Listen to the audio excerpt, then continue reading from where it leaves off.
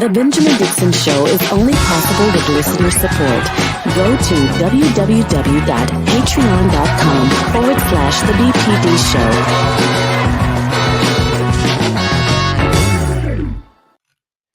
Dr. Carl Mack, as always, it is a pleasure to be in the seat with you here discussing news and politics. How are you, brother? My brother, I am cool in the gang. Always a pleasure to see you. You're looking dapper, my brother. Hey, man, I'm just trying to do, I just got from church service this morning. I said, let me just put the same tie back on. It didn't really, it's nothing, but I'm glad to be doing this on Sunday nights with you. Every Sunday night at 6:45 to 7:45, you and we're going to go over the news and the politics of what happened. And this week in particular has been absolutely, it's been one for the record books. Before we get too deep, go ahead. The week that was. Yes, sir. And first of all, good afternoon and good evening to everyone in the chat room, everyone that's joining us. Yeah, this is something new. We are here. We're going to be doing this for a little while. Definitely through the election, because Dr. Mack, I think that there's some issues, especially issues that that really aren't covered as deeply as we need to get into, particularly for the Black community. And I think we have an opportunity to actually just really dissect some issues, starting with Special Counsel Jack Smith, the release of his 165-page document. And of course, we have the tragedy that's going on in North Carolina. And to add insult to injury into Hurricane Helene and all the damage that was done and nearly 200 lives that were lost, we are also dealing with an overwhelming amount of disinformation and misinformation that has caused quite a bit of struggle for FEMA as well as other government agencies and their operations. So we'll discuss that. And of course, this week was the debate between Vice presidential candidates J.D. Vance and Tim Walz. So much more. What are the main things that you're looking at this week, Dr. Mack? Literally being all the things that you said, probably one of the things that gave me a little pause was Melania Trump coming out with her decision on pro-choice. When you hear that, you're like, whoa. Yeah. I looked a little bit deeper into that, and it was kind of interesting when you go down that path as well. So I think all the things that you mentioned are the things that were front and center for me this week as well. Absolutely. I want to begin with just a reminder clip of what happened on January 6th. Because January 6th, 2021, we tend to have a short memory here in the United States of America. And as you and I were talking about this off screen, you really reminded me of some parts of this that I had completely forgotten. And I'm steeped in politics heavy, but there's so much that happens. You tend to forget the kind of real nature of what happened and what was done and what Donald Trump and his people were doing on that day. And the 165-page document, which we'll go over in some detail, and I have some of the images and some of the details. But as we looked at this clip in particular, it really just reminds me, and I hope that it reminds all of our listeners and all of our viewers, that Donald Trump isn't somebody to be played with. Not right now. It's shocking to me. And I just like a thought from you on this before we even play the video. It is shocking to me after watching this video and after going over that document with you, the fact that Donald Trump is able to run for office again in the first place. What are your thoughts on that? Well, Ben, when Jack Smith released this 165-page document, the first thing it did was it took me back to, I want to say it was July 1st of this year. And July 1st was a real awakening for, I think, a lot of Americans. I'm not going to say it was as shocking as January 6th, but it was an awakening. And for those who may not remember, it was on July 1st of this year that the U.S. Supreme Court basically handed down this ruling that, for all intents and purposes, changed the mindset that most of us have about the law. There's two things that I think generically we all understood about the law. Number one is ignorance of the law is no excuse. That's right. And then number two, nobody is above the law. Yet on July 1st, 2024, the U.S. Supreme Court ruled in such a manner as to say that Donald Trump for all of his official acts. He's granted immunity. And then now, so that means no matter what he did, he's okay.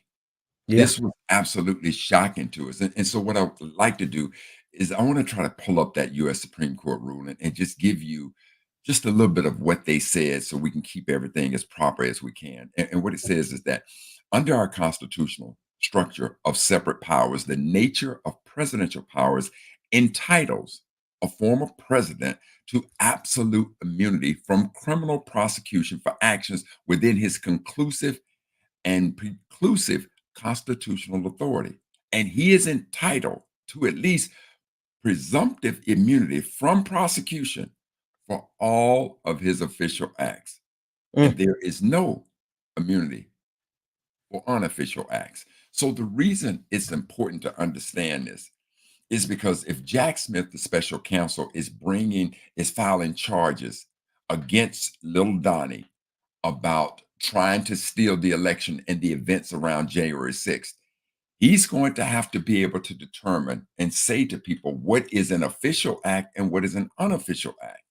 Because if the law as it's rendered by the US Supreme Court, which is asinine to me, I mean, Yeah. it is such a blowback to the rule of law to think that you would render a rule that somehow places in people's minds, in their perceptions, that somebody is above the law. And clearly that's what this ruling does. It appears to give Donald Trump this immunity of being above the law. And so that's what Jack Smith is going to have to do. And so, I got to tell you, I was so interested that I literally downloaded the 165-page document. And it's been some absolutely amazing reading. Now, I think when we go through it, what people have to understand is I don't think that there's one name in the document outside of Donald Trump, and they just simply refer to him as the defendant. But everybody else's name is actually redacted out, and they use a series of letters and numbers to identify somebody. So, I think when we get inside of the document, when they're talking about, say, for instance, Rudy Giuliani, I know for a fact that his redacted code is CC1 is how they refer to him. So okay, let's do this. I want to play, and I appreciate you for giving that summary of the July 1st decision from the Supreme Court, because when you consider what you're getting ready to hear from Donald Trump and just remind yourself what he did, it should terrify people when you consider that we're just 30 days out from him possibly becoming oh my God, president-elect again. Let's take a listen into what he did on January 6th. Mike Pence is going to have to come through for us, and if he doesn't, that will be a sad day for our country. And Mike Pence, I hope you're going to stand up for the good of our Constitution and for the good of our country. And if you're not, I'm going to be very disappointed in you. I will tell you right now. I'm telling you what, I'm hearing the Pence just caved. No. Is that true? I'm hearing reports that Pence caved. No I'm way. telling you, if Pence caved, we're gonna drag through the streets. You politicians are gonna get drugged through the streets. Yes. I guess the hope is that there's such a show of force here that Pence will decide to do the right thing, according to Trump. Bring out Pence. Bring out Pence. Bring out Pence.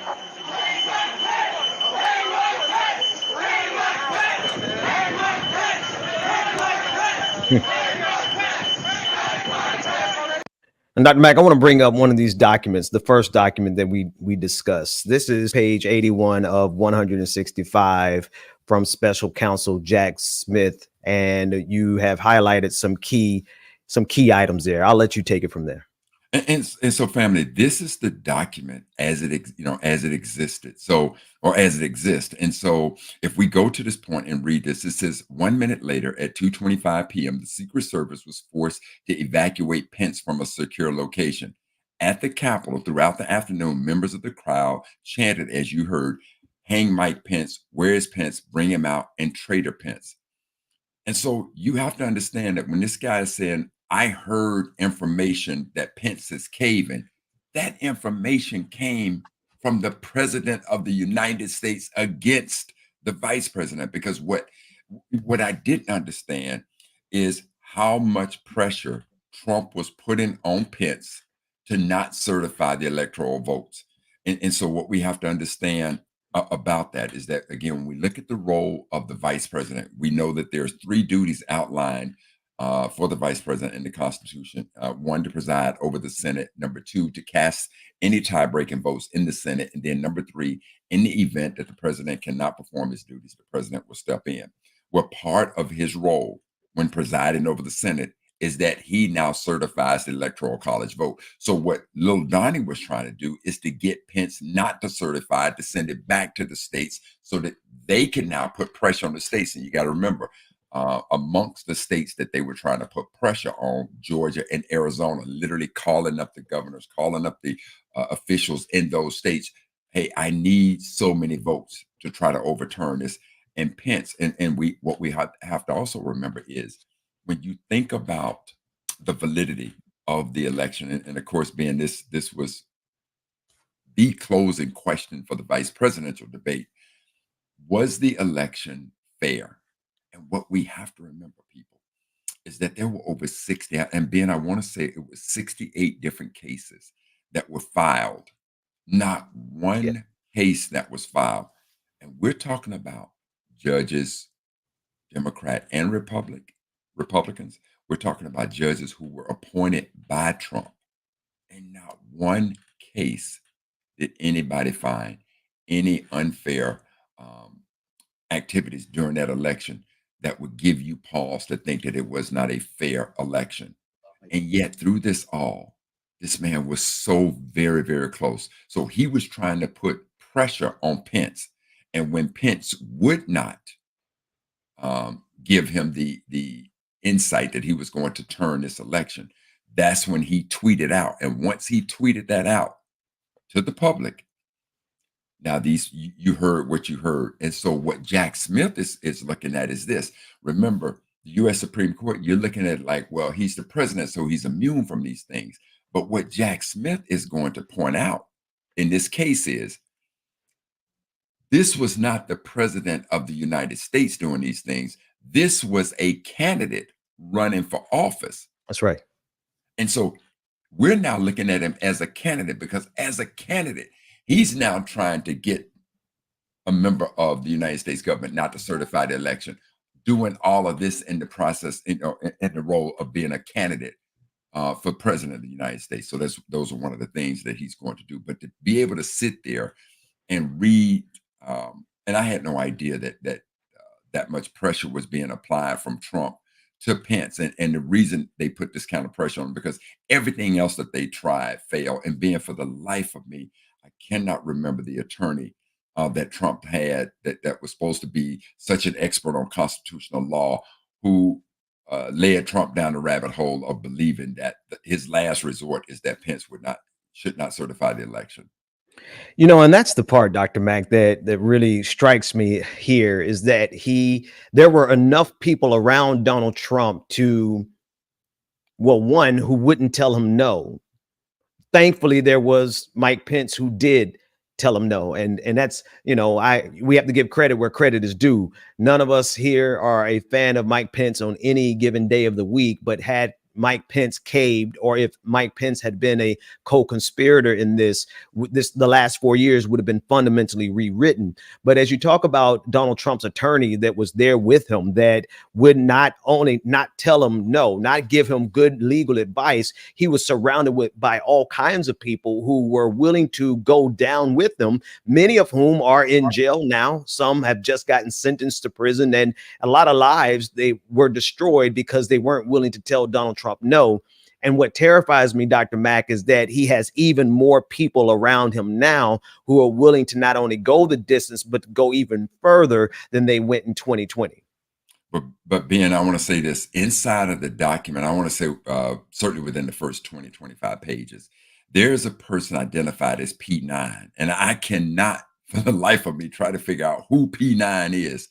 But P9 was repeatedly telling Trump over and over and over again that, bro, this is a fair election. And when Trump now brought in CC1, which is Rudy Giuliani, and there was a conversation that was had with P9 in which Trump said to Giuliani, "Look, if you win this thing, then we'll talk about you getting paid and we'll pay you up." Yeah. And P9 said to Trump, "You'll never have to pay him because there ain't a court in America that's going to see the validity about anything that he's bringing to the table." So there were people around him who were trying to tell him, no, no, no, no. And then you have to look at the officials in the state of Georgia. You have to look at the officials in Arizona. And again, Ben, what we have to keep in mind is that all the people that he was talking to, he was leaning on to try to steal this election, these were all Republicans. And That's right. had these people just simply put their fingers on the scale to tip the scales a certain way, that election would have been stolen. I'm looking at this document off of page 140 off of Jack Smith's release, and there's a lot of people who are upset that he released this so close to the election. But the truth of the matter is, this should have been handled months ago. Like this is actually bad timing, not because it's so close to the election, but because it was allowed to get this far. Right? We shouldn't be dealing with a criminal president who is now former president, who's now in position to strike, to become president again. If you saw the rally that they had in Butler, Pennsylvania yesterday, they had some 30,000 people there who ascended down to that location in support of Donald Trump. And there's a massive movement that has festered as a result of the United States of America not being able to have handled this by now. But I want to read this section that you highlighted here, and dealing again with Mike Pence, where it says at 11:15 a.m., the defendant called Pence and tried one last ditch effort to convince him to fraudulently reject or return Biden's legitimate electors. Pence was resolute and unmoved, and the defendant was furious. Immediately after the call, the defendant directed that the original language targeting Pence be reinserted in his prepared remarks for the Ellipse rally. Tell me a little bit about that section and what stood out to you about that section. Well, again, what we, the videotape that we saw, this was the precursor to that, to those fans now, to those rioters now calling out, "Where's Mike Pence? Let's hang Mike Pence." Trump tried one last time to reach him or to convince Pence to do this, and Pence would not move on this. Now, Ben, I do want to say this to people because that point is going to be made about, how dare Jack Smith release this filing so close to the election. And certainly MAG is going to say that. I want people to remember what happened in the election between Trump and Hillary Clinton.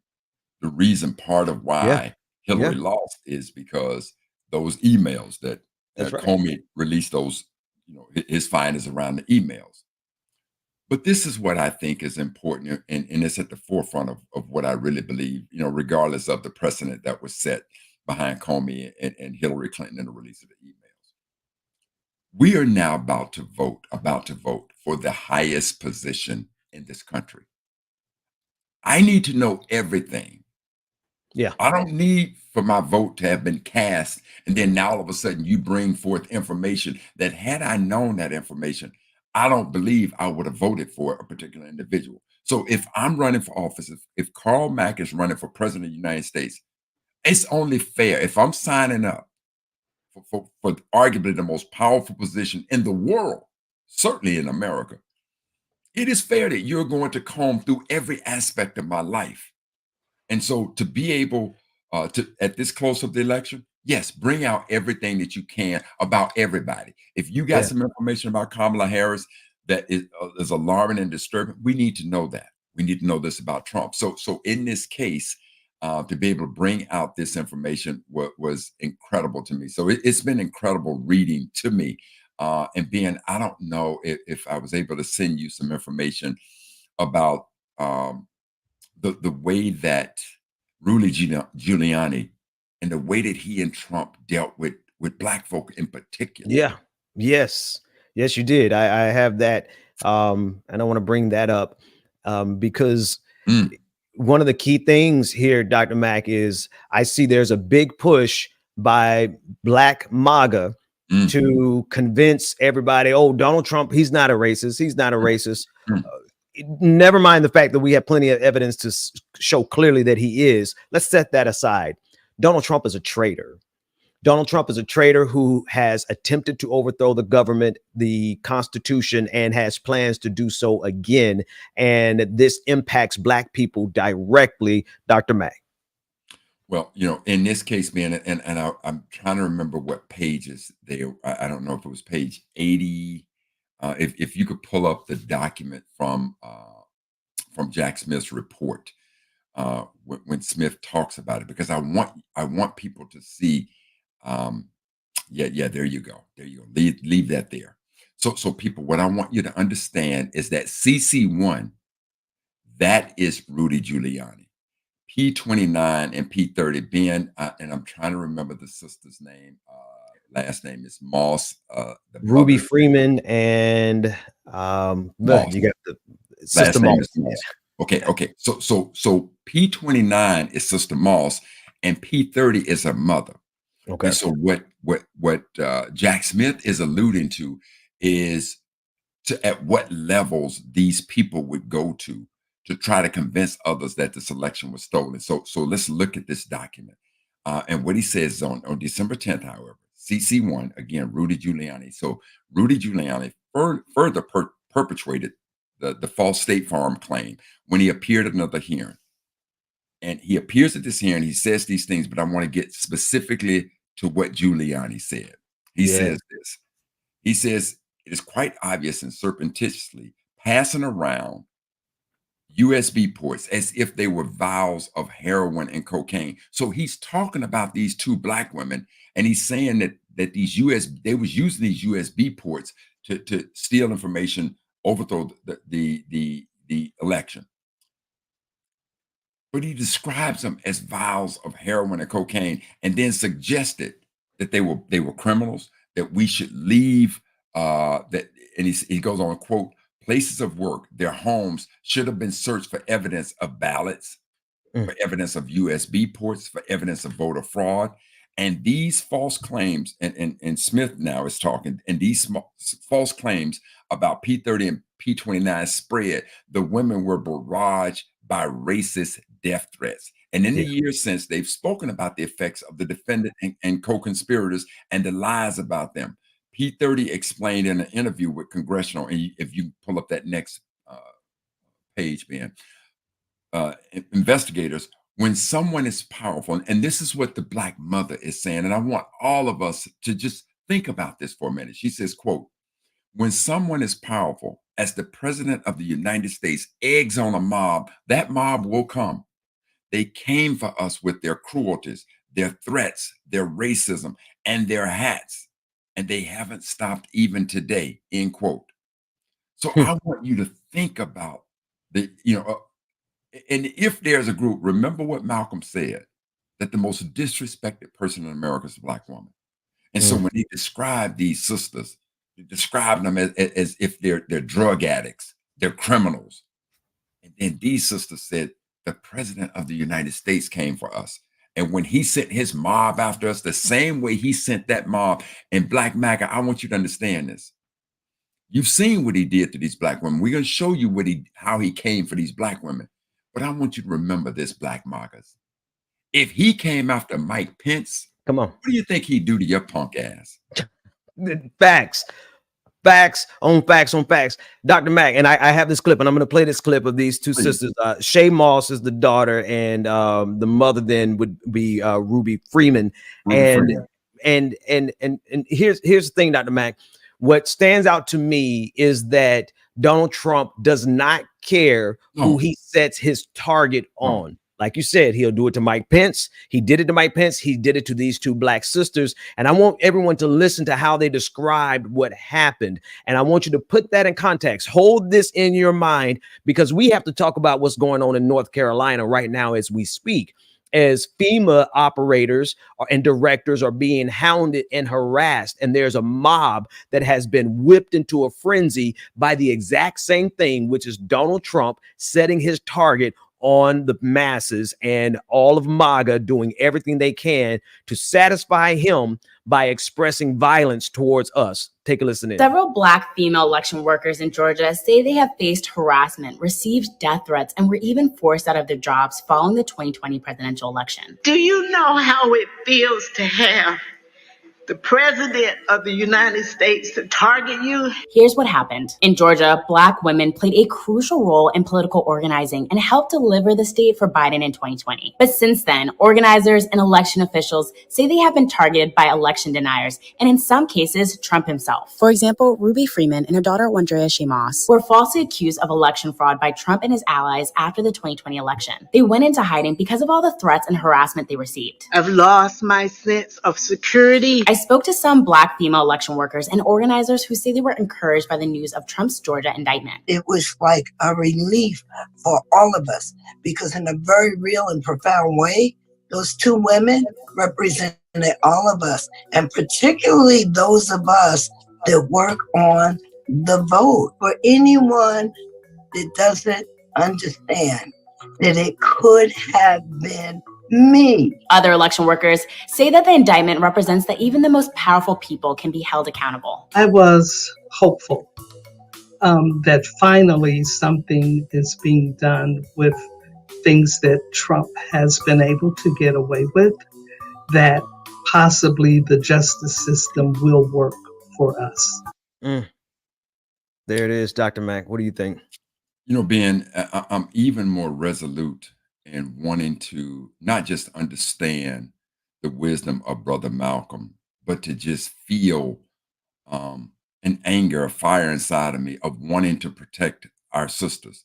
You know, Sister Davis, Felicia Davis, who was on that video, she said it best. She said, look, that could have been me.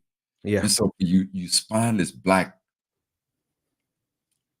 mofos who call yourself MAGA to support a man who does this to our sisters. Now come at Kamala. Okay, I don't care if you disagree with her policies, but to come at her in the kind of disrespectful way that you do. That's right. Fuck y'all. I mean, really, for real. Yeah. You know, That's why that's why you hear Doctor say what has to be said, because it just has to be said. You know, being, you talked about things being triggering, and yeah, I'm triggered right now. Because again, this guy has done this over and over. I don't know, and I'm gonna digress just a little bit. I don't know if you know who Fred Trump is, but Fred Trump is his nephew. Fred Trump has a child who was born with severe disabilities. And the child needs 24-hour care around the clock. Fred Trump was on MSNBC, God, man, this must have been sometime during the summer, talking about his uncle, Donald Trump. And Donald Trump said to his nephew about his child who was born with severe disabilities, listen, Fred, the child doesn't recognize you. You can't speak, you don't know. Why don't you just let the child die and just move on down to Florida? Black MAGAs. If he'll do that to his own flesh and blood, you do it to the vice president of the United States. You cannot defend the kind of lies that this man has put down over and over and over again. And somehow, I want you to remember this. The U.S. Supreme Court didn't grant your punk ass immunity. They granted that white boy immunity. That's right. That's right. And Donald Trump has promised to grant the police 100% immunity. While we're talking about immunity, it's going to trickle down. Wealth never trickled down, tax and never trickled down. But the immunity that abusers in this country have will trickle down. Donald Trump has it. And as these Black folks are out here, by the droves supporting Donald Trump, they are literally buying into and voting in a man who has made it clear that he has no regard for their life. He has no regard for the life of Black women, because he's shown he has no regard for the life of his own family, nor the regard for the life of his own vice president. Who do these Black MAGAs think they are, that they're somehow going to be protected by a red hat? I'm going to say this to you, Ben. Just like during the pandemic, Fauci was our hero because he was telling us this. We were hoping that they can come up with a vaccine. That's the way I feel about Jack Smith.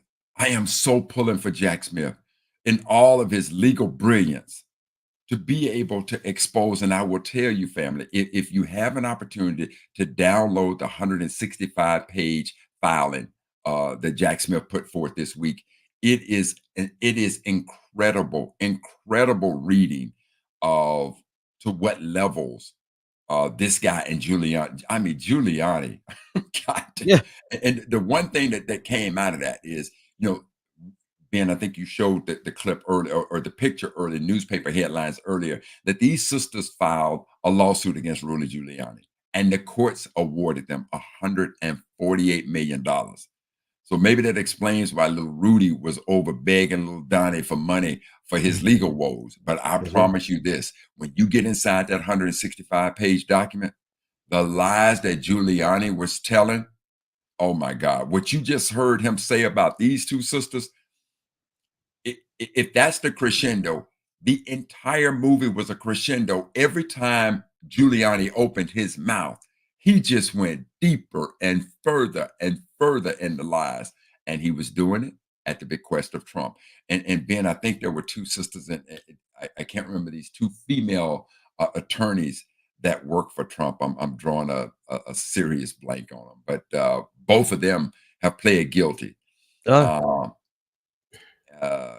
I cannot. I for the life of me, I can't. But again, and when you look at the sentencing, even though they pled guilty for their parts in trying to overthrow this election, their punishment was what one would look at as a slap on the wrist. Slap on the wrist. Yeah. But what I want you to understand is this, people. There's a reason why they give you a light punishment, because they're expecting you to turn evidence against somebody, to snitch, if you will. So you best believe that these women who were working very closely with Giuliani, who were working very close with Trump, and they know the insides of what these folks were telling them, doing what they was trying to do. Oh, they are going to sing like the most wonderful canaries you can imagine. Jenna Ellis and Sidney Powell. There you go. It was bothering me. I said I had to let me look that up real quick. Thank Jenna you. Ellis Thank and Sidney Powell. I want to dovetail this conversation with one last clip, because I think people need to really understand very clearly what Donald Trump does and uses Twitter or X, whatever you want to call it, for, and social media generally. Because as he says anything, it is echoed through their echo chamber, and it takes and manifests, it takes form and manifests in real life. In other words, when Donald Trump tweets, it causes real life action. And the best example, besides the story we're going to get to in a minute about what's happening in North Carolina with FEMA, is what happened on January 6th. There's a tweet on the screen. And Ben, let me say this. The tweet that we've been talking about throughout this whole discussion on this is the tweet that he finally put out. And so you got to imagine all these rioters who are out there. They see this particular tweet that's going to come up on the screen, and then everything that happened as a result of Trump whooping his people up in a frenzy, the same way that Mama Freeman told you, that once the president turned his attention and he turned his mob against us, that mob came for them. That's right. That's the way that mob was trying to come for Mike Pence. And there is a piece in this 165-page document that I call the infamous "so what," and this is the document in which Jack Smith is describing that one of Trump's handlers came in, maybe his chief of staff. I'm not exactly sure of who it was yet, but he came in to notify Trump that the rioters have now broken into the Capitol and Mike Pence's life could be threatened. And Trump's replied, "So what?" Anyway, there's the Actually, I want people to see that with their own eyes, Dr. Matt, because that is okay, there you go. There you go. And so this is page 142 of the document from Jack Smith. And Ben, my eyesight ain't as good. So yeah, here I'll make it larger. That'd be great. The defendant further revealed the private nature of his desperate conduct. I'm reading right where the blue line begins. The private nature of his desperate conduct as a candidate rather than a president in an exchange that the government does not plan to use at trial he had with aide P15 shortly after the 2:24 p.m. tweet. Upon receiving a phone call alerting him that Pence had been taken to a secure location, P15 rushed to the dining room to inform the defendant in hopes that the defendant would take action to ensure Pence's safety. Instead, after P15 delivered the news, the defendant looked at him and said only, "So what?" Think about that, Black Mac. You think about that. If he feels that way about the vice president of these United States, and family, you better ask yourself, why ain't you heard anything from Pence on endorsing and supporting him? Why isn't Pence his running mate? Pence saw the danger that this man represents. And so, being to your point as you first started this, our memories are so short. And we forget that this man tried to overthrow the United States of America. He tried to overthrow an election. This is about as close to a coup as we've ever seen. Yeah. This man interfered with a peaceful transfer of power. We look at it as though it's no big deal. You better remember how many cops, how many policemen got killed that day. You better think about what they did. But Ben, just show the clip so we can see exactly, and as a reminder of what happened on that day. Think of this. I want you to listen to this as cause and effect. The cause is the tweet. The effect was the reverberation and the echo of Donald Trump's exact words out into the world on January 6th. Take a listen in. Mike Pence didn't have the courage to do what should have been done to protect our country and our Constitution, giving states a chance to certify a corrected set of facts, not the fraudulent or inaccurate ones which they were asked to previously certify. U.S. demands the truth. Mike Pence is great. Mike Pence is a bitch! Mike Pence is a bitch! Can I speak to Pelosi? Yeah, we're coming, bitch! Oh, Mike Pence, we're coming for you too, fucking traitor!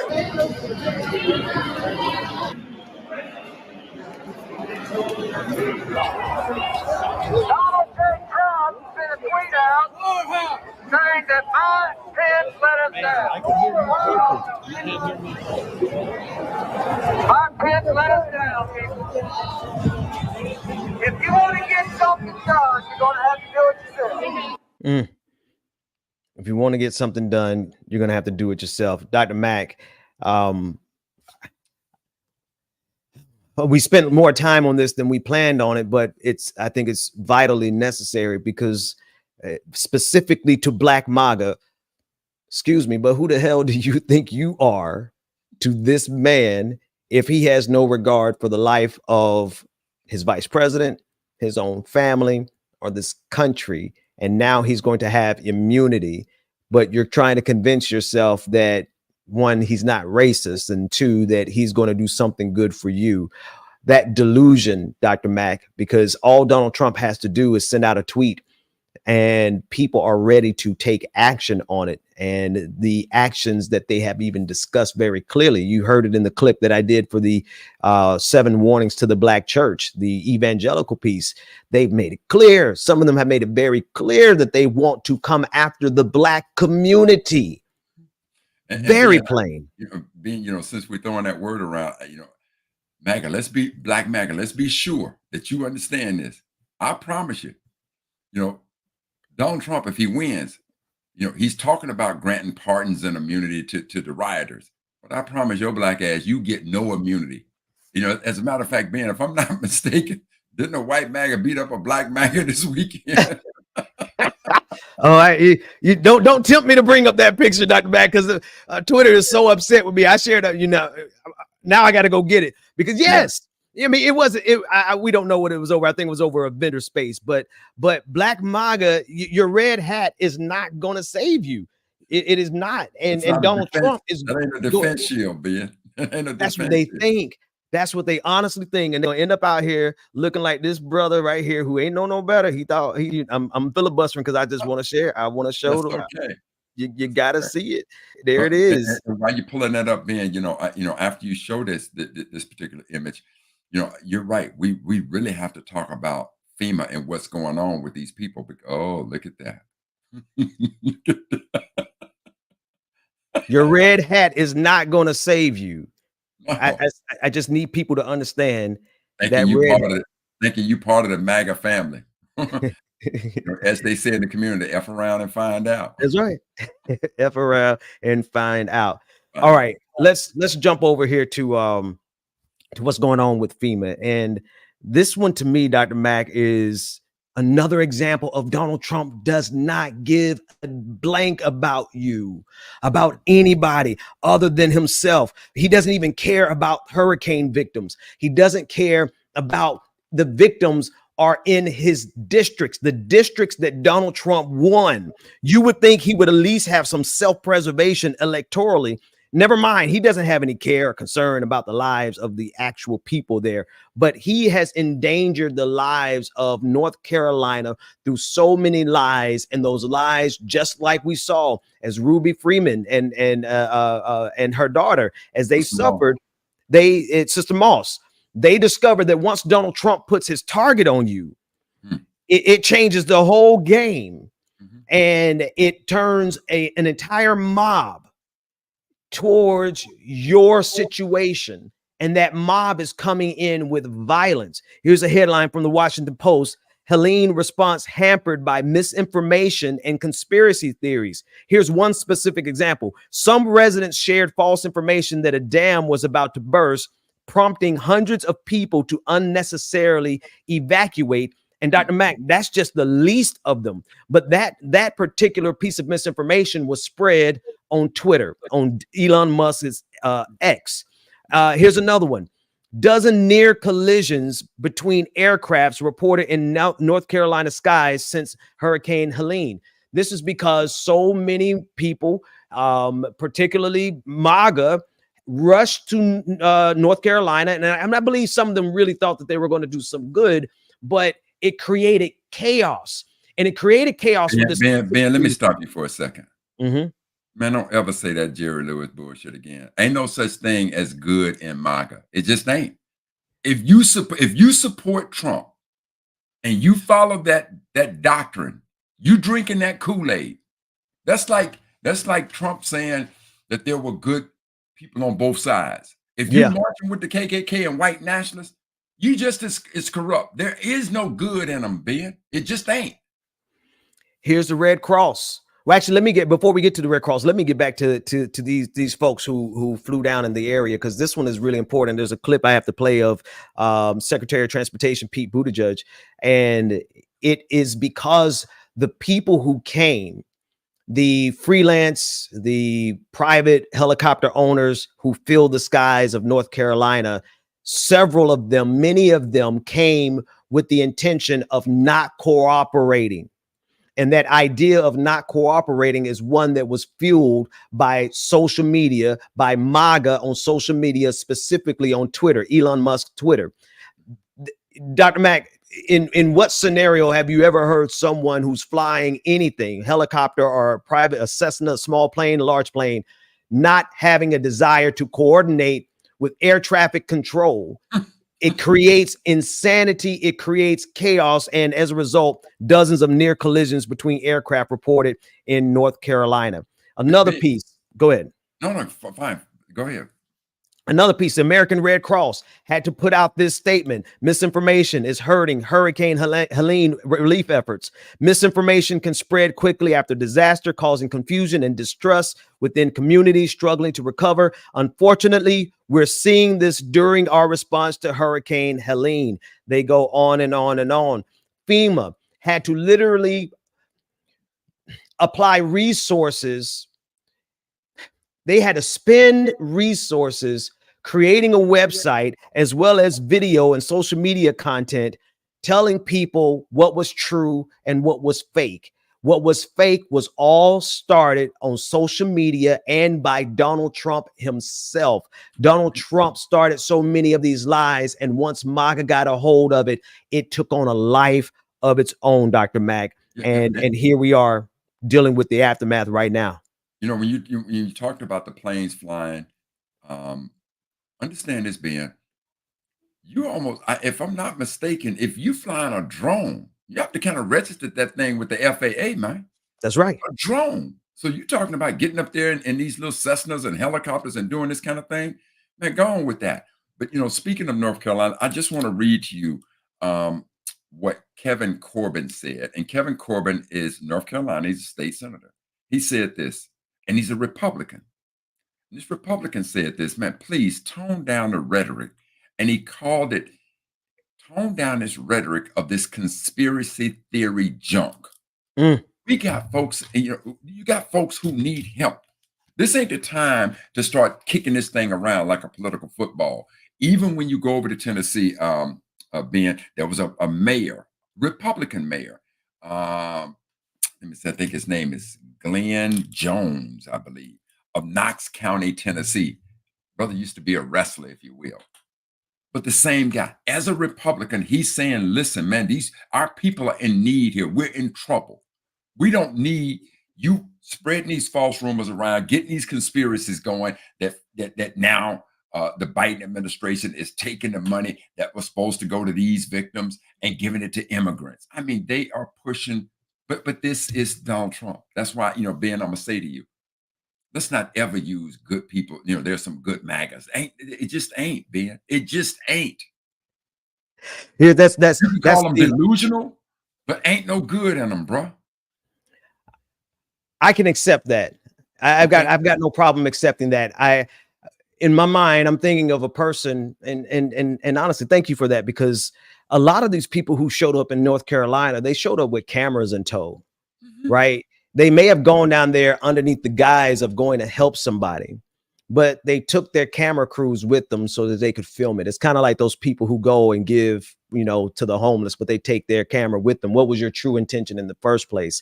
And then if you go down there and you're in a helicopter, one of the key cases here that Pete Buttigieg had to deal with, and we'll play that clip in a moment, was because a private helicopter operator pilot did not want to cooperate with the enhanced coordination efforts by the FAA. But what kind of thinking what kind of narcissistic and self-interested thinking goes into someone who thinks that they have the right to go into this disaster area with so many helicopters and pilots and everyone operating, and you think you have the right to operate above the law? And I think that's a core characteristic of MAGA, whether or not they're tweeting from home or whether or not they got their camera and their friends and they went to a disaster zone. So see, Ben, listen, there's a difference between MAGAs and Republicans.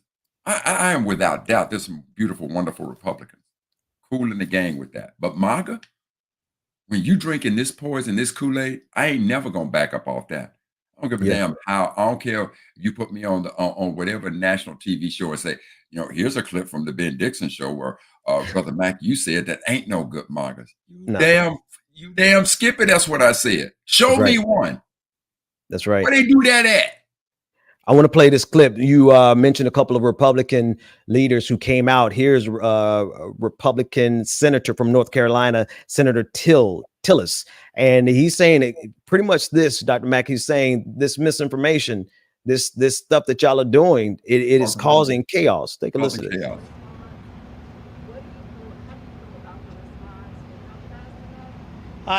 Look, this, I've lived in North Carolina for almost 30 years. I've seen a lot of storms come through this state.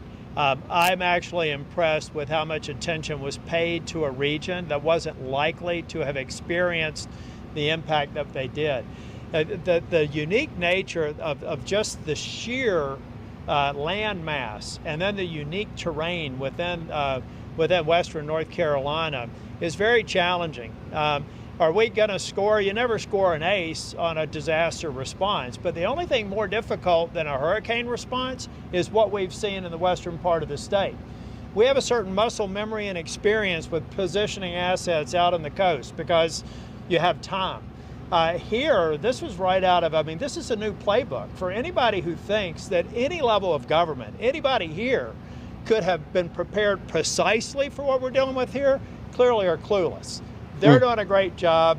You can always work harder. There's always kinks in the slinky. We're working them out behind the scenes, but I think we're all here to send a message that we're working together, and I'm pretty proud of the effort that's been done now. Will I be silent in any areas where we could do better? No. But right now, I'm out here to say that we're doing a good job, and to those who may not be on the ground, who are making those assessments, ought to get on the ground. Those that are on the that are not on the ground making those assessments. Here's Tennessee Governor Bill Lee speaking directly to the misinformation. A lot of misinformation. In fact, there's some belief and understanding that may be coming from foreign sources just to confuse on the ground what's happening here. There's no confiscation of supplies or of products coming in by FEMA or TEMA.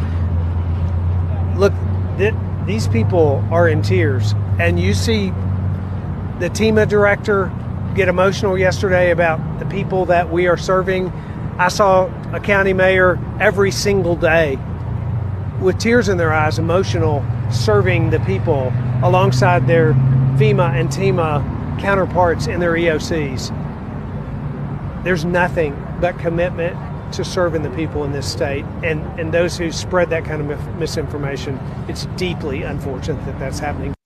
Now, See, I man, played him. Hold on, man. Yep, Let me say yep. I know where you're going, Doc. Go for it. See, he's a punk ass too. He's a punk ass too. I want you to understand it. See, Ben, I kind of got in my feelings after watching the sisters, and then you used the phrase "good folks on MAGA." You know, so I'm saying, wait, I said good intentions for those. But I wouldn't be specific because good intentions for those people who flew their helicopters down to rescue people. But even unpacking that, they took their camera crews with them. So what are they really doing? Okay, all right. So I stand corrected, but I don't want you saying good with nothing about MAGA. Nothing. See, now if I'm the governor of Tennessee. And my constituents, my people that I'm here to serve are being hampered because Trump and MAGA because Trump, let's put that out.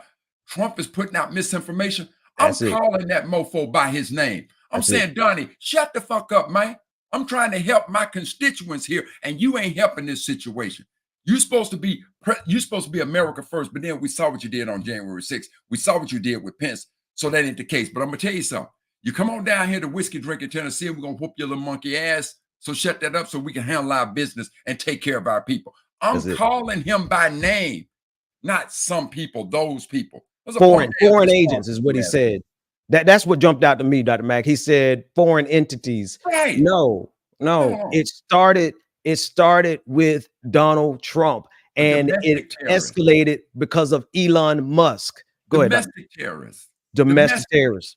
Call them who they are. You know who it is. Those people. Now you want to push what? Putin? Putin is the one that's doing this? Huh? Come on with that, man. Where they do that at? Listen to this.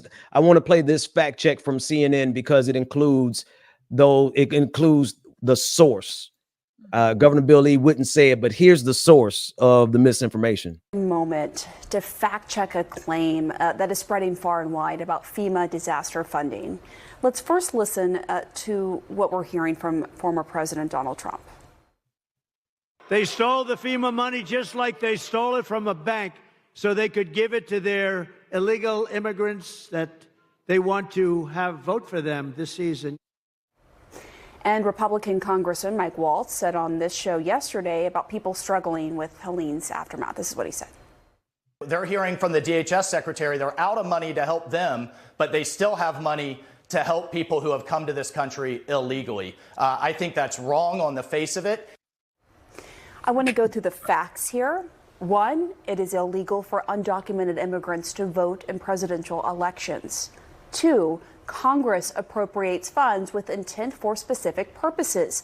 The money allocated to DHS for helping states to house migrants is separate, completely separate from the money for disasters. No money is being stolen from disaster relief. Three, FEMA says it has enough money for disaster relief for Helene, posting this fact check to its website. In fact, before the show, just to make sure I had all the facts right, did some digging. I spoke to a DHS official. That official says as of this morning, $45 million from FEMA that it has already been used for Helene disaster relief. The concern is if people hear that money is going elsewhere, they may not even apply for relief. The official says people should know there is money available now to help.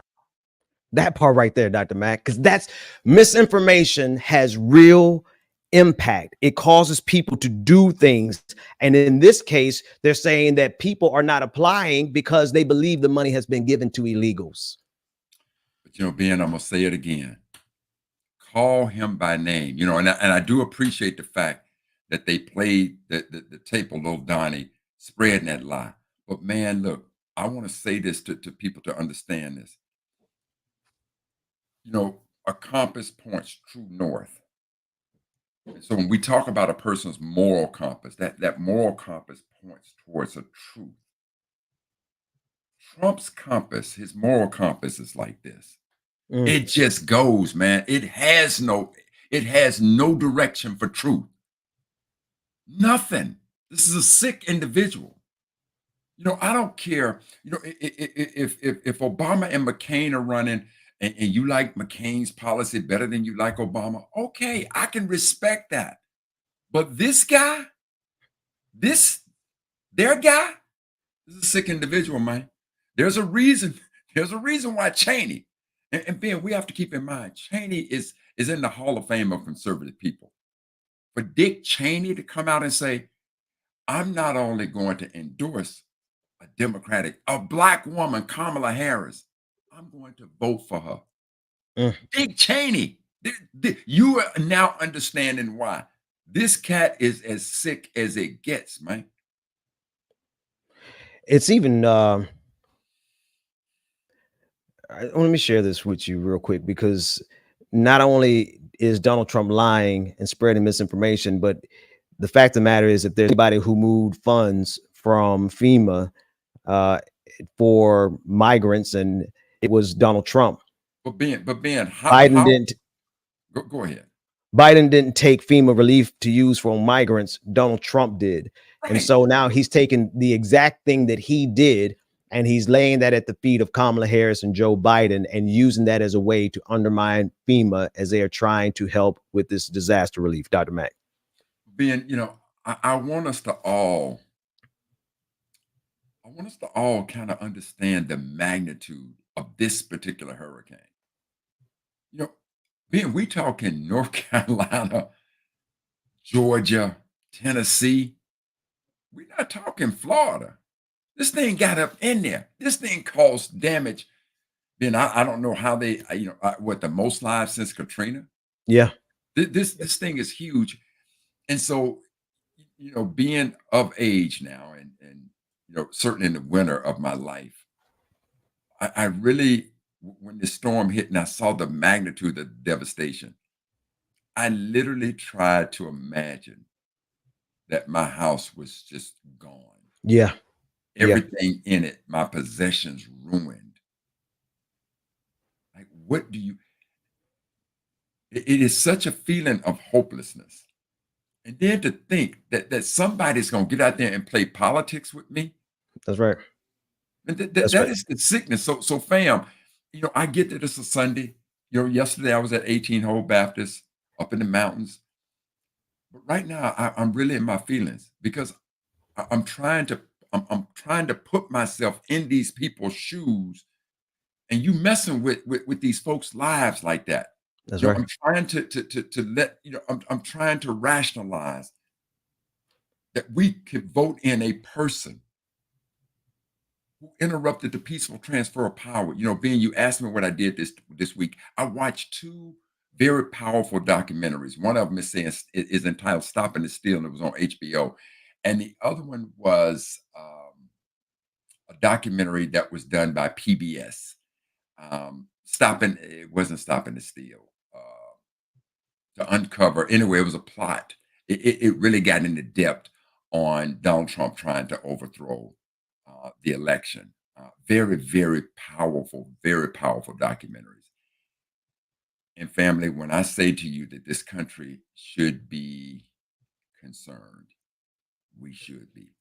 There is just no way that this race should be tight when you understand the evilness that is embodied in this man and his followers.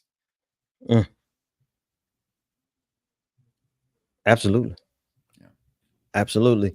I was looking up that documentary it was the one by AC Thompson, and I couldn't find it. Just that It's entitled "Plot to Overturn." Plot to Overturn. And I think Plot to everybody overturn the election. That is what it's entitled. It's a lot, Dr. Mack, and I have more clips, but I think we got the full picture here, right? We've been talking about it at length, and there's a consistent thing that happens between January 6th as well as what's happening in North Carolina right now, is that you have a man who is so self-absorbed, he has no regard for his power, and this new era of presidential power, as wielded by Donald Trump, commands troops. He can dispatch his troops to do damage. We saw what they did on January 6th, and we see what they're doing right now in North Carolina. And it is backed by lies. And it's also backed by technology, Elon Musk and Twitter. I mean, Elon Musk is one of the lead liars and proliferators of those lies. And it is such a massive misinformation machine that it almost feels like there's nothing that can be done about it.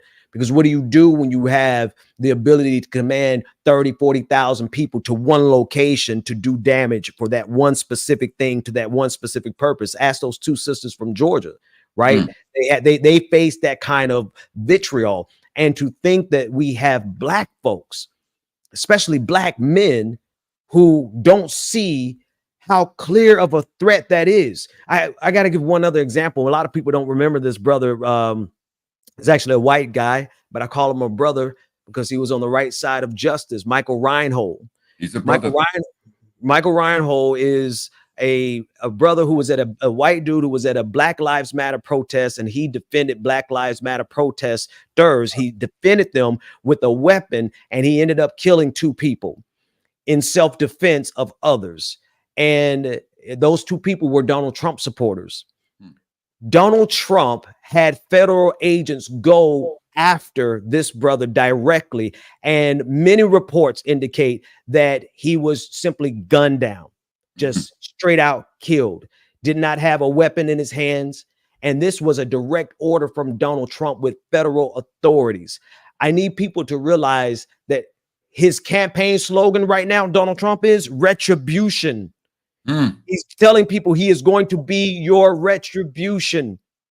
And if you are a Black person and you honestly think that these white maggots, these MAGAs, who have made it clear that they are anti-Black, they're anti-woke, they're anti-DEI, they're anti-affirmative action, they're anti-everything that has been a benefit to Black people, they're anti-Black women, and they sure as hell anti-Black men, but they will use you in order to get into power. And they think that they will be safe. They're as safe as that Black brother was in that picture I showed.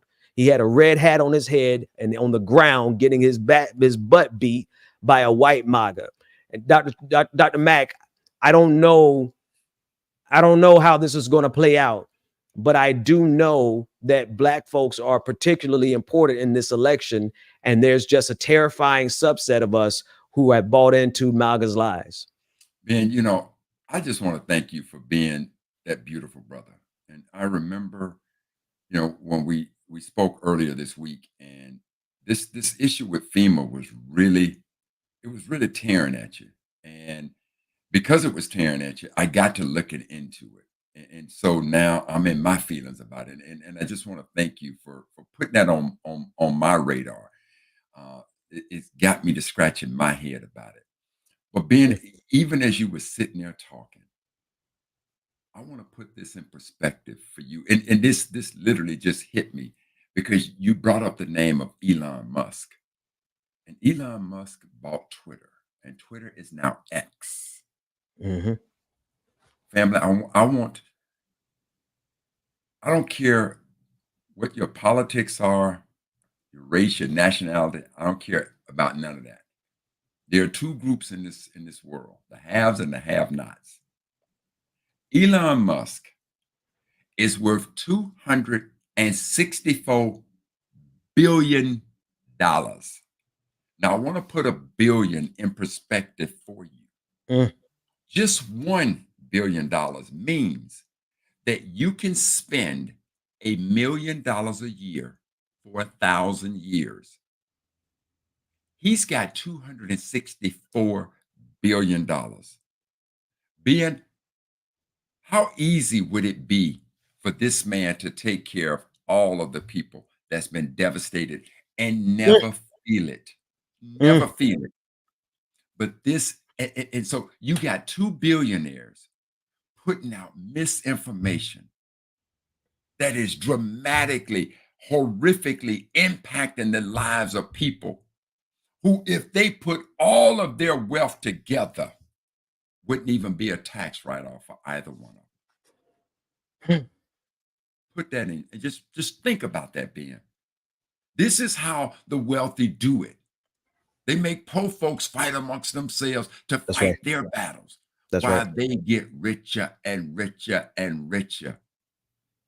Family, 264 billion. And they and now they're talking about Trump got a GoFundMe page to handle this. Man, turn to your boy Elon and say, Elon, write this check. Let's just go, just put 500 million over there. Now you got 263 point. No, he's 500 million.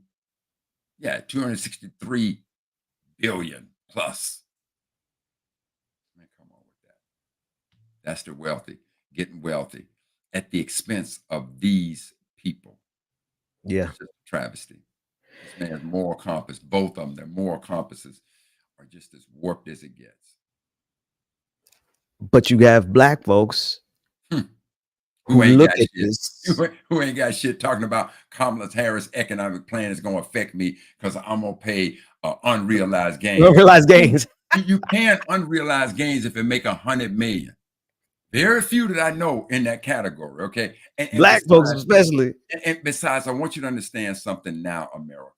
You know, Ben, I'm sorry to co-opt the conversation like this, but listen, we all pay unrealized gains even today. Talk about it. So you bought your house 10, 15 years ago. Your house was worth 200,000. Now today your house is worth 550,000. You ain't sold the house, but today it's worth 550,000. You bought it for 200,000. Right? That means your house then gained 350,000 should you sell it. You ain't sold it. That's unrealized gains. When you pay property tax today, I guarantee you ain't paying property taxes on the 200,000. You paying property tax on the 550,000, the unrealized gain. Put that in your pipe and smoke it. That's what but they're worried about games they play. They worried about Elon having to pay unrealized gains. They're worried about the billionaires that they want to be. They don't want them to have to pay unrealized gains. You can't. I would like to challenge any, and I'll put this clip out. There's a couple of black MAGA who would probably take us up on this offer, but I want to invite any black MAGA that wants to meet us here next Sunday and explain yourself.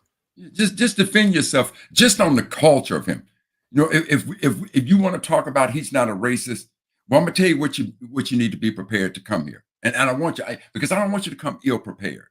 So black MAGAs, if you want to come to the table and speak with Brother Ben and I, be prepared to defend Little Donnie and his daddy when they wouldn't rent to black tenants. I want you to be prepared to deal with Little Donnie when he took out a full-page ad against the Central Park Five, now the exonerated Five.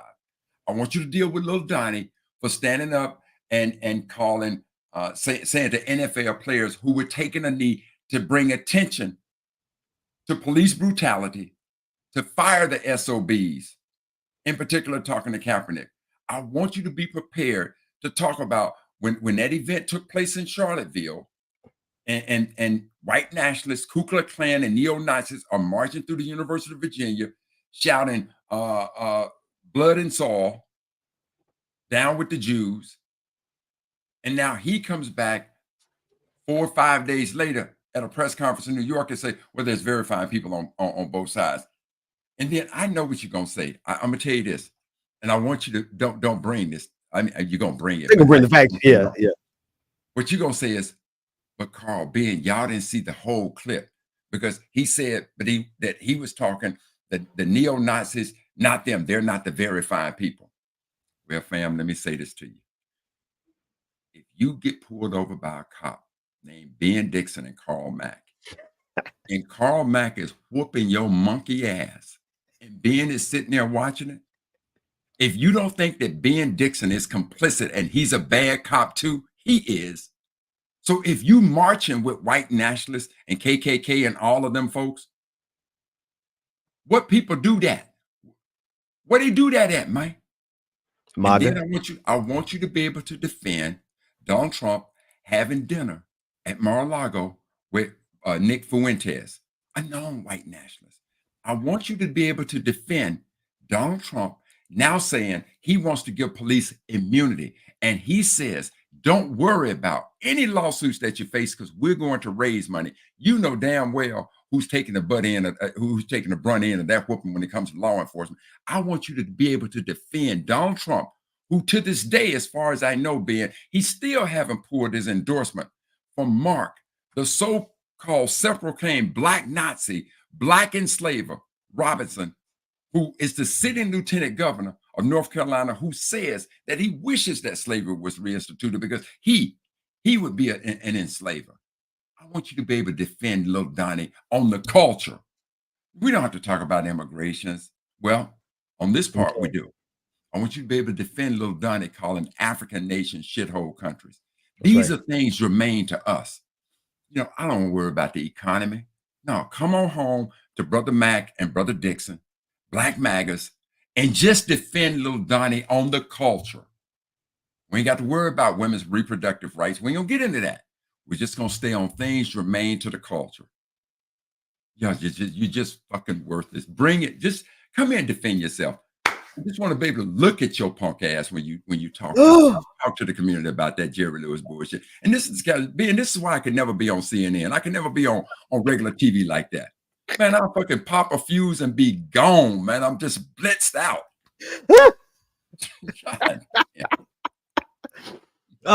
Dr. Mack. Yeah, man. God is good.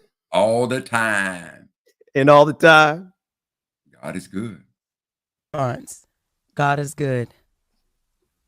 God is good. Amen. No. No. I thought you were going to say God is great. Thank you for the food. God is great. No. God, all right, I'm not gonna give it answers. I'm gonna do you, Charlamagne. Charlamagne, God is good. All the time. And all the time? God is good. That's right. Where's that from? Jesus Christ. Christ. Church. God is good We're all the actually, time. But why do you say all the time back? That's Where's black, that from? Black church. God is good all the Black time. church. Oh. Everybody said it. No, I Okay. definitely Did you go to didn't get black that churches? one. No, I guess I didn't go to enough black churches growing up. No, you ain't went to none. Ben, let me say this. Ben, you're sitting at the dinner table. Yeah. Boy, somebody sure put their foot in this one. What am I talking about? Talk about how good the food is. Somebody cooked real good. See, I'm convinced that if she was sitting at the dinner table and you said, "Woo, girl, you put your foot in this one," she'd be spitting everything out. And this woman don't know nothing about the culture. I got one for you, Dr. Mack. What's the best flavor Kool-Aid? Man, ain't but one flavor Kool-Aid, fam. Red. Ain't but one flavor. Ain't but one flavor. Now, Ben, let me tell you something else. See, you might be too young to have heard this part of it. There's another side to putting your foot in it. But when you put your foot in and you know it's good, that's when that old relative at the table be like, and she didn't even take the dirt from between her toes either. That means, see, that dirt between your toes. Nah, flag on the play. Flag on the play. I am too young. I'm too young. You went too far there. You put your foot in it. I know that one. I grew up with that. You put your foot in it, but you ain't wash it. And didn't wash them. So that dirt between her toes, that's that special seasoning, Ben. That's that special seasoning. And I'm gonna tell you something. Don't you ever admit that you ain't heard this ever again in your natural life. The second half, the dust between your toes. Bruh, come on now. No dust, come man. on now. Listen, some of this you got to be old for. I mean, I ain't calling you old, Dr. Mack, but some of these you got to be old. You got to be seasoned for. I'm still an elder millennial. I was born in right there in 1980, so they weren't really saying leave the dust between your toes. No, Ben. Listen to me. We don't even say leave no dust. Leave the dirt, fam. Oh God, I try to make it better. Dirt. Dirt. so that when you pull it from between your toes, you can just sprinkle it in there, bro. That's that seasoning. When you just can't quite figure out, like, oh man, I when you played this. when you No, on we that gotta level, move because I gotta go eat dinner. I ain't ate dinner yet, okay, I'm just telling I you sure hope they put their foot in it. that I when don't know you about on the that third. level, but being when you on that level that you sucking your fingers, Yes, sir. that was that dirt from between the toes, man. Don't nobody want you to wash your foot and tell me, oh, they put some clean feet in. I got another one for you. Then I got another one for you. What does the night before Easter smell like? What is this that curl? What was that? Chitlin? That hot iron. Oh. Shit, man, you got me. Oh. No, you know it. That's when they're putting that. That's when you gotta be careful back there in the kitchen back there. That's it. Yeah, player. Yeah. Hey, on Easter, the hair gotta be right. The sisters gotta be looking good right there, That's man. it. That's it. That's it. Oh, wait. Dr. Dottie Priest and Pete Priest. She had it. Blue magic and straightening comb. That's what it smelled like. That's the night before Easter and all through the house. Not a bug was surviving. But Ben, let's be clear. Candace Owens, for as much nonsense as this sister talks about the community, don't have an understanding. And I think so. What is she saying about Sister Harris now? I've seen so much stuff on this, but the sister has. You knew I was going somewhere with about the culture. Go ahead, man. Yeah, because Candace Owens don't know what it is to be black. And I just, I know there's no one way to be black, Dr. Mack, but I want you all to even listen to her dialect as her dialect evolves around the white folks she's living amongst. Here's 3 obviously black people in this photo. You would not question the authenticity of their blackness. And the caption reads, "I'm blessed with an amazing family. I'll never be able to thank Auntie Chris, Uncle Freddie, and Aunt Mary enough for their constant encouragement and support." But then I said, wait a second. She doesn't have an Aunt Mary or an Aunt Chris or an Uncle Fred. I've been deep in this woman's genealogy. Who are we talking about here? These people do not exist. She wrote this book and she starts the sentence with her family. She's visiting her family in Harlem. This is maybe she wrote, "I have the best family," and shows multiple pictures of an Uncle Fred that isn't her Fred. Why did she do this? It's not her uncle, okay? It's just not her uncle. It's her mom's friend. It's her mom's friend.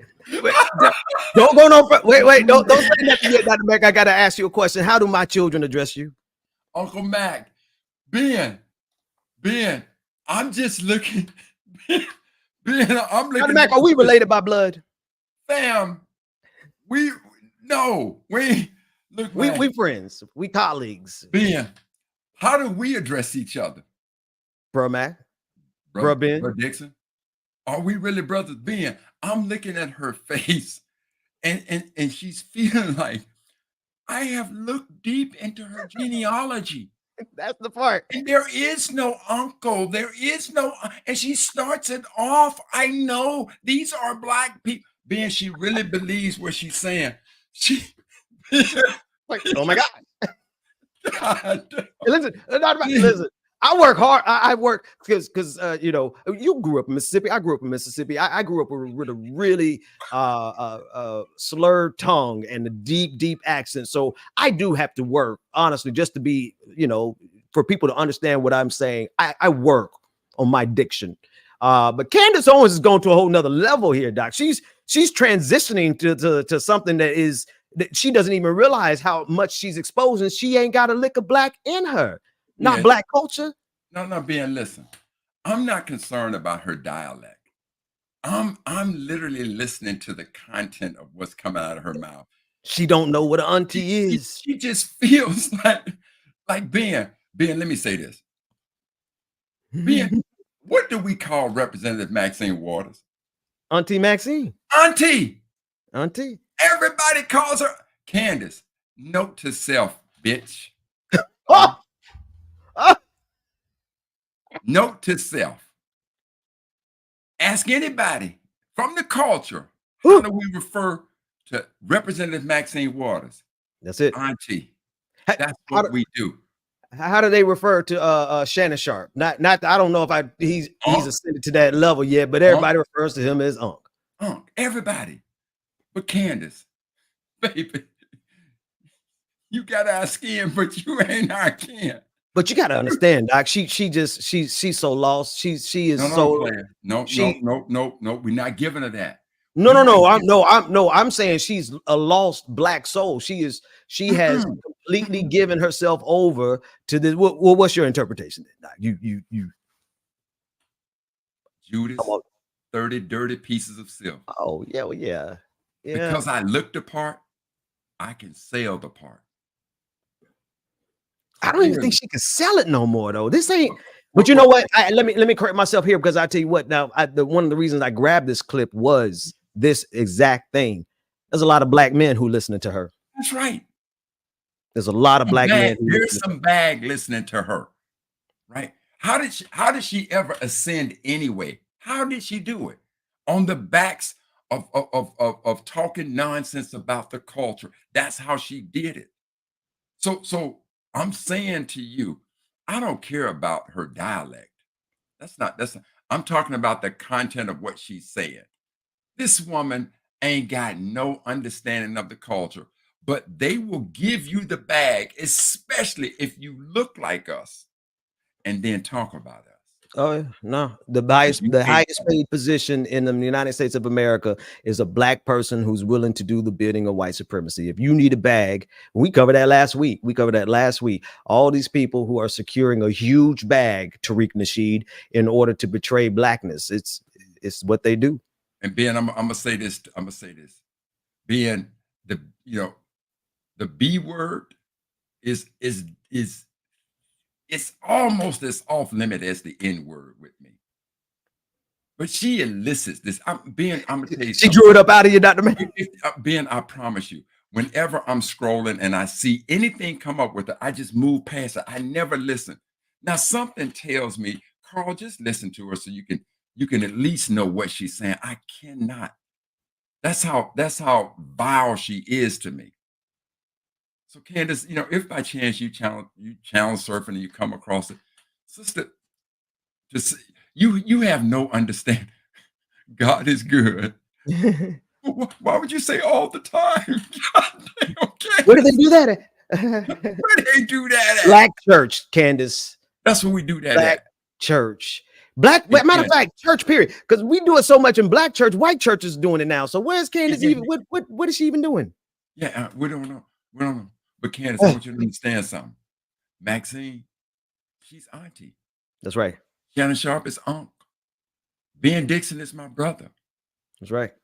That's why black folk go. What up, my brother? What up, my sister? Sister, you looking good. Come on. We don't say that about you no more. Yeah. But now we didn't know you. We might have said that. Now, I never said. Throwing up the deuces to you. I don't know. She been just the sincerity that the look. Ben, I want you to watch that clip again, and Ben, just look. It's like she's discovered Einstein's theory of relativity. Oh, that's it. It's just like I know her genealogy. I've done deep I'll never research. be able to thank These aren't Auntie her Chris, uncles. Uncle Freddie, and Aunt Mary enough for their constant encouragement and support. But then I said, wait a second. She doesn't have an Aunt Mary or an Aunt Chris or an Uncle Fred. I've been deep in this woman's genealogy. Who are we talking about here? These people do not exist. She wrote this book and she starts the sentence with her family. She's visiting her family in Harlem. This is maybe she wrote, I have the best family. And shows multiple pictures of an Uncle Fred that isn't her Fred. Why did she do this? It's not her uncle, okay? It's just not her uncle. It's her mom's friend. Look at her exasperated look back. She's like, Ben, I promise you right there, Ben, that needs to be a poster right there. It's her mom's friend. God. So listen, black man, if you are a black man or a black woman listening to this woman here, this is what she does. I don't even know how to phrase this. This is how little she knows about being black. Bam. God. Ooh. Man. My God, today. Tomorrow and yesterday. I want to thank you for this, man, because there was certainly there was some triggers that was hit in tonight's conversation, and you got me in the spirit I need to be in. Ben, I will forever remember this image. Fam, let me say this to you, fam. If you all ever want to send me a Christmas card, man, send this picture right here. Oh, Dr. Mack, we've been at it. We Man, but I looked in her genealogy. She has no uncle. She has no auntie. It's her mom's friend.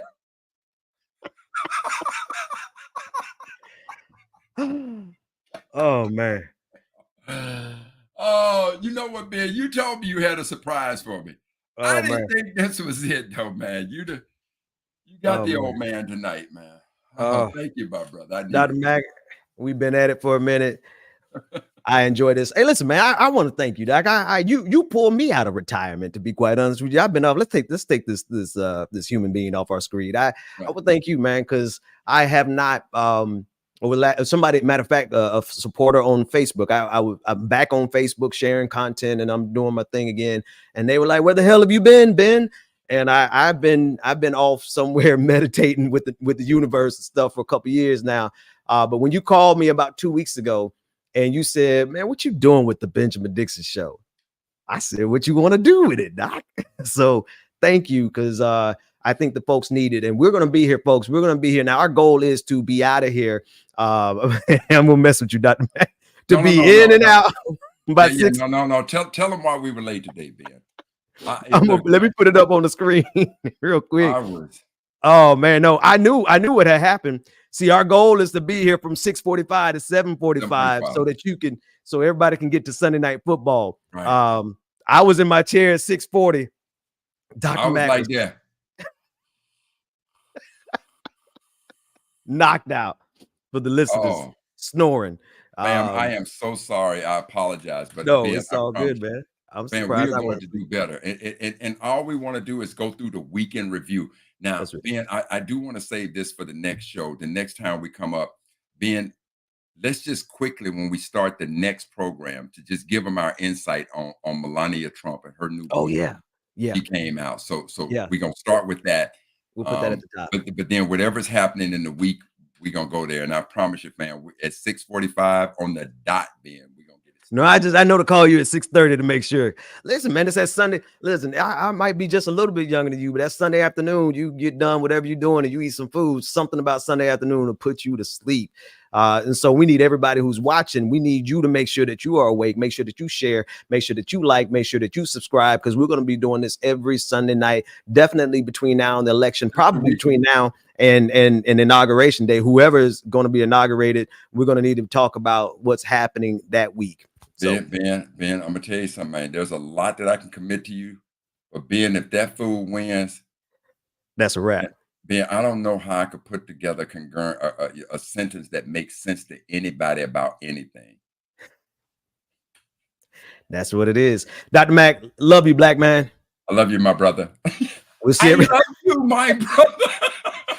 I should call my kids in here right now and say, how do you address Dr. Carl Mack? Now, Jeremiah, he'll say, Dr. Carl Mack.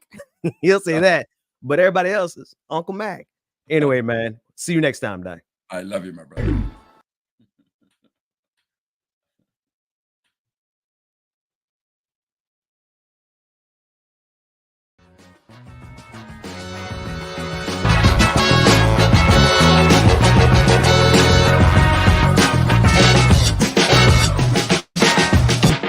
The Benjamin Dixon Show is only possible with listener support.